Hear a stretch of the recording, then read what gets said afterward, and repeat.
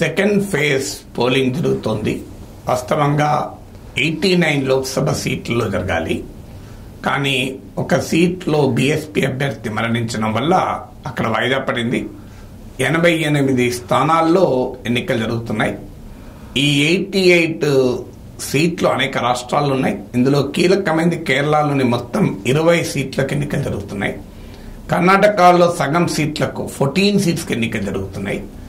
రాజస్థాన్లో 13 సీట్లకు, యూపీలో 8, బీహార్లో 5, ఇలా మధ్యప్రదేశ్లో 7, బెంగాల్లో 3, ఇలా దేశంలోని అనేక ప్రాంతాల్లో ఎన్నికలు జరుగుతున్నాయి.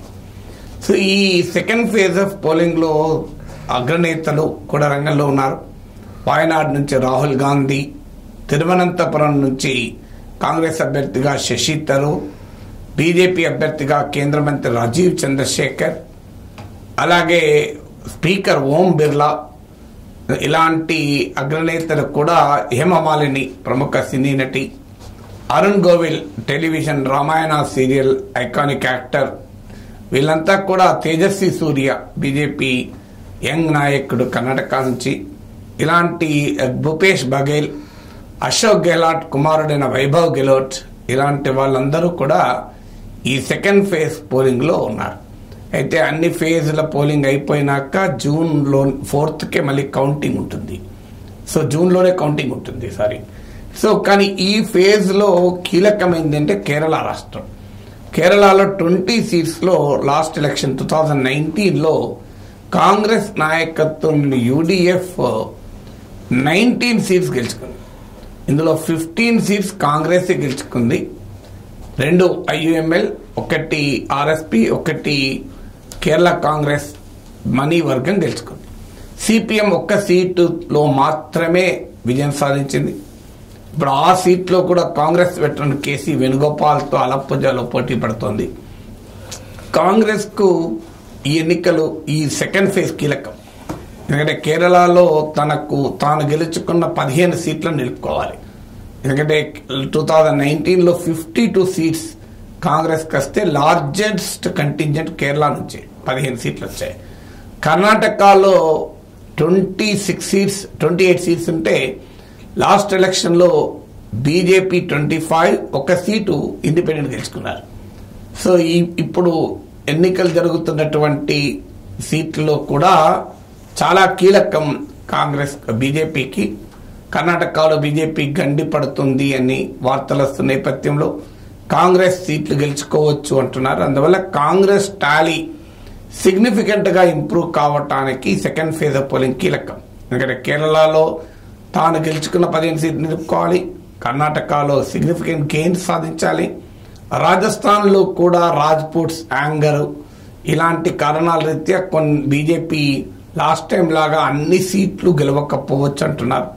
సో అక్కడ సాధించాల్సినటువంటి అవసరం ఉంది. అందువల్ల కాంగ్రెస్ పార్టీకి ఈ ఎలక్షన్ సెకండ్ ఫేజ్ చాలా కీలకం.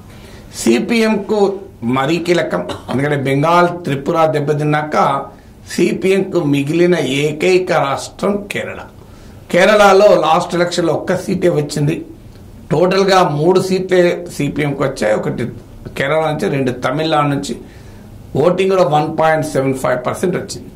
సో ఈ పార్టీ నేషనల్ స్టేటస్ కావాలి అంటే, నిలుపుకోగలగాలి అంటే కేరళలో సీట్లు, ఓట్లు పెరగడం అనేది ఆ పార్టీ కీలకం. ఎందుకంటే ఈ పార్లమెంట్ ఎన్నికల తర్వాత అసెంబ్లీ ఎలక్షన్స్ కూడా వస్తాయి. సో 2 టర్మ్స్ గెలిచాక 3వ టర్మ్ కేరళలో గెలవడం మామూలు విషయం కాదు. సిపిఎం ప్రభుత్వం తీవ్రమైన సవాల్ను ఈ అసెంబ్లీ ఎన్నికల్లో ఎదుర్కోబోతోంది. అందువల్ల పార్లమెంట్ ఎన్నికలు గెలవడం ఆ పార్టీ రాజకీయ మనుగడకు కూడా చాలా చాలా కీలకం. అందువల్ల అటు కాంగ్రెస్ కు, సిపిఎం కు, బీజేపీకి కేరళలో మొదటిసారి అడుగు పెట్టాలని తపన పడుతోంది. భారతదేశంలో 1 సీటు కూడా ఎన్నడూ గెలవని రాష్ట్రం కేరళ బీజేపీకి. బీజేపీ అక్కడ ఒక సిగ్నిఫికెంట్ ప్రయత్నం చేస్తోంది. హిందూ ఓటు కన్సాలిడేట్ చేసుకోవాలి, అగ్రకుల హిందూ, అప్పర్ కాస్ట్ హిందూ. అలాగే అక్కడ క్రిస్టియన్ అవుట్ రీచ్ కూడా ఒక ప్రయోగం చేసింది. సో బీజేపీ జరిపిన క్రిస్టియన్ అవుట్ రీచ్ ఎంత మేరకు ఉపయోగపడుతుంది అనేది నార్త్ ఈస్ట్ లో, గోవాలో బీజేపీ క్రైస్తవ ఓటర్లను క్రైస్తవ నాయకులను ఆకర్షించాక అదే ప్రయోగం కేరళలో చేసింది. హైదరాబాద్లో జరిగిన ఆల్ ఇండియా మీటింగ్లోనే మోడీ పిలిపించాడు, మీరు క్రిస్టియన్స్ దగ్గరికి వెళ్ళండి, మన గోవా నార్త్ ఈస్ట్ అనుభవాల నేపథ్యంలో పాస్మండా ముస్లింస్ దగ్గరికి వెళ్ళండి అని పిలిపించాడు. అందువల్ల ఇక్కడ క్రిస్టియన్ అవుట్ రీచ్ కార్యక్రమం బీజేపీ పెద్ద ఎత్తున చేసింది చర్చ సహకారాన్ని తీసుకోవడానికి. సో నిజంగానే బీజేపీ చేసిన ఈ ప్రయత్నం ఫలిస్తుందా, క్రిస్టియన్ మైనారిటీ ఓటర్స్ బీజేపీకి ఓటు వేస్తారా కూడా తేలేటువంటి అంశం ఇది. అలాగే మీకు కీలకమైన నార్త్లో కూడా కొన్ని సీట్లు ఎలక్షన్స్ ఉన్నాయి. యూపీలో ఆర్ఎల్డీ పోటీ చేసే సీట్లలో ఎలక్షన్ ఈ రోజు ఉంది. సో ఆర్ఎల్డీ ఎన్డీఏలో చేరింది. ఆర్ఎల్డీ చేరడాన్ని ఆ పార్టీ సగటు ఓటరు పార్టీ ఓట్ బేస్ అయిన జాట్స్, ఇతర ప్రాంతాల్లో జాట్స్ బీజేపీ పట్ల అసంతృప్తితో ఉన్నారు. హర్యానాలో జాట్ పార్టీ అయిన జననాయక జనతా పార్టీ బీజేపీతో తెగతెంపులు చేసుకుంది. రైతు ఆందోళన విషయంలో కూడా జాట్లో కోపం ఉంది. సో ఈ జాట్స్ ఎంత మేరకు సహకరిస్తారో, ఎంత మేరకు యాక్సెప్ట్ చేస్తారో ఆర్ఎల్డీ బీజేపీలో చేరడాన్ని అనేది ఒక క్వశ్చన్ మార్క్. సో ఎన్డీఏలో చేరడాన్ని ఆర్ఎల్డీ ఒప్పుకుంటుందా అని. సో అందువల్ల ఈ కాంటెస్ట్ ఆ పార్టీకి ఆర్ఎల్డీ డిసిషన్ కూడా ఒక రకమైన అగ్ని పరీక్ష. సో బీహార్లో నితీష్ కుమార్ బీజేపీ వైపు వచ్చాడు. సో ఈ కొత్త పొత్తును ప్రజలు అంగీకరిస్తారా? తేజస్వి యాదవ్ అయితే కాన్ఫిడెంట్గా చెప్తున్నాడు, బీహార్లో ఉన్న 5 సీట్లు మేమే గెలుస్తామని. Still that is again a critical test. రాజస్థాన్లో వాస్తవంగా బీజేపీకి అగ్ని పరీక్ష. అసెంబ్లీ ఎన్నికలు ఇటీవల గెలిచింది. లాస్ట్ టైం అసెంబ్లీ ఎన్నికలు 2018లో ఓడిపోయినా 2019లో లోక్సభ ఎలక్షన్ స్వీప్ చేసింది. అలాంటి ఈసారి అసెంబ్లీ ఎలక్షన్లు గెలిచిన తర్వాత కూడా స్వీప్ చేస్తామన్న గ్యారంటీ లేదంటున్నారు. అనేక సీట్లలో బీజేపీ ఛాలెంజ్ ఎదుర్కొంటోంది.